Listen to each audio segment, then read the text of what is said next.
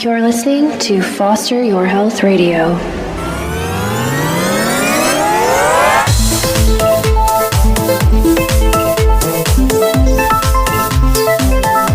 Most drink coffee incorrectly, most drink coffee sporadically, and most drink coffee with regret. If you try to chase euphoria with something like caffeine, you're always going to fall short because you're relying on that cortisol boost when you first drink coffee. And it's been shown that that goes away after 4 days of consumption, and it can take up to 2 weeks for complete adaptation.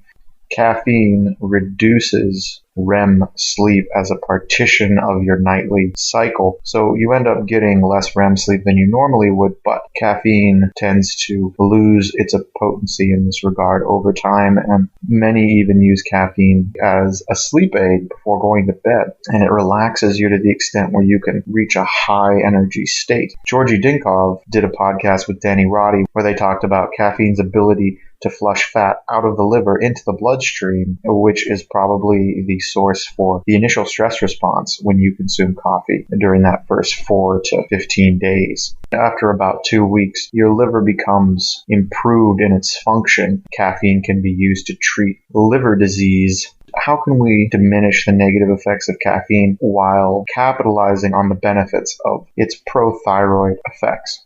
Most people can drink black tea and green tea, and these people can also drink decaf, which has small amounts of caffeine, and they have no problem. Most do not need a lot of caffeine. As you age and as your metabolism is slowed, your metabolic rate goes down. So if you have a healthy metabolism, you don't necessarily need to drink coffee at all. Dr. Pete commented that he at one point started taking thyroid, and prior to that he drank a lot of strong coffee to make up for his hypothyroidism.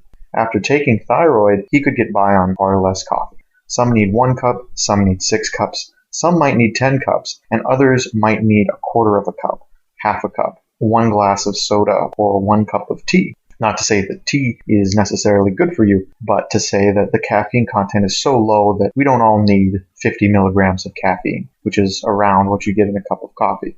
If you have not drank coffee in a while and you would like to introduce it, you should start by taking small sips of black tea for the first day. The second day you can drink a cup of black tea or a cup of decaf or 2 cups of decaf. And then on maybe the third or the fourth or the fifth day, you can start taking sips of regular coffee throughout the day. Not too late in the evening, or it could interfere with your sleep, but maybe up till about 6 p.m. When you do this, you should always take these small amounts of caffeine after breakfast, never before. Caffeine can drop blood sugar, so you need to be sure that your liver glycogen, which is the stored sugar in your liver, is adequate, or else your body will start to trigger the stress response and start to elevate your cortisol, initially adrenaline, then cortisol, to bring your blood sugar levels back up to where they need to be. Once you do that gradual acclimatization of coffee by taking small amounts of tea and then a couple sips of regular, then maybe day 5, 6, 7, you can start to drink whole cups of coffee. So 1 whole cup or a half a cup would probably be better to start. So a quarter cup to a half a cup. Do that for 2 to 3 days. You may not need a half a cup of coffee. You may only need a quarter cup. You may still be suffering from a stress response from this. And here's some ways to minimize that.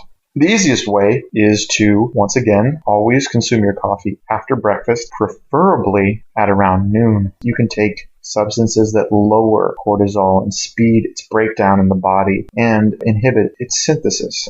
Niacinamide and nimodin both act on 11-B-HSD1, which is an enzyme. Its full name is 11-beta-hydroxysteroid dehydrogenase type 1 and type 2. 11-beta-hydroxysteroid dehydrogenase type 1 converts cortisone into cortisol, and niacinamide helps deactivate that enzyme. So you end up with less cortisol conversion from cortisone, less cortisol overall. Niacinamide also upregulates or increases the expression 11-B-HSD2, so the type 2 of the hydroxysteroid dehydrogenase enzyme, which increases cortisol breakdown.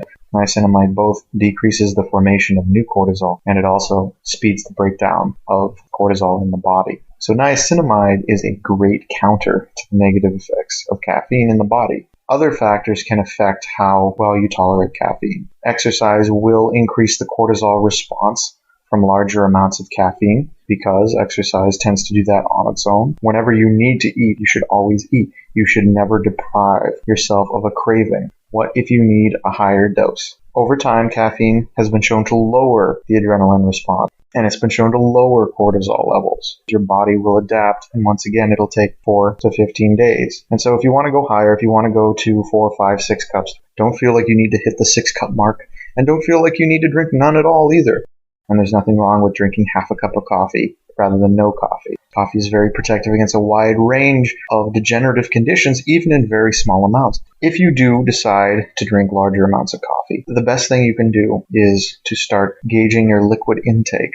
A lot of people do not tolerate high amounts of liquids, and that's usually because your thyroid function isn't good. You should drink coffee with plenty of sugar. Some do better with fattier milk and cream. You can also use coconut oil, and some use MCT oil, which is the medium chain triglycerides of coconut oil, which are a specific type of fat. Butter is equivalent to cream in most regards. Anything that increases the caloric density of that cup of coffee is going to benefit you. Something like milk has your proteins, carbohydrates, and fats in it. Caffeine tends to increase your utilization of protein, and so you can get by on less protein if you drink coffee. A problem with drinking a lot of coffee is that it impairs ammonia clearance, and even very high amounts can damage your kidneys. That really represents a ceiling for your caffeine intake. 300 milligrams or so, which is equivalent to about 6 cups of coffee in one sitting. This may well be the reason that 6 cups is where older people tend to drink that much of coffee, and some who brew their coffee very strongly cannot do any more than 4 or 3. A good telltale sign that you're pushing your thyroid too far with these higher doses of caffeine is your nipples start to get sensitive, and you start to get moody, you start to get irritable. Something to watch out for is taking caffeine before you work out, especially higher amount, provokes depression after your workout.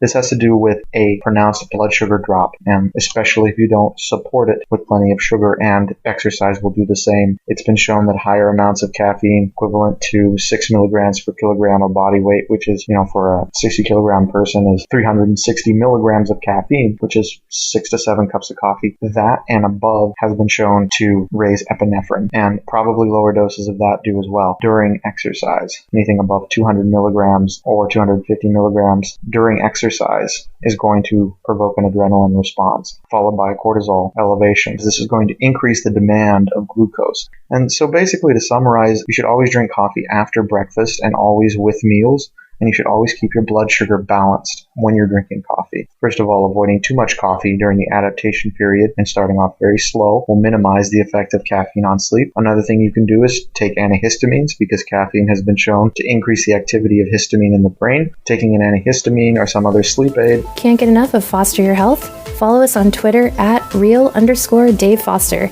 and join the healthcare revolution at fosteryourhealth.com. While you're there, be sure to check out our new merch. Thanks for listening. Have a healthy day.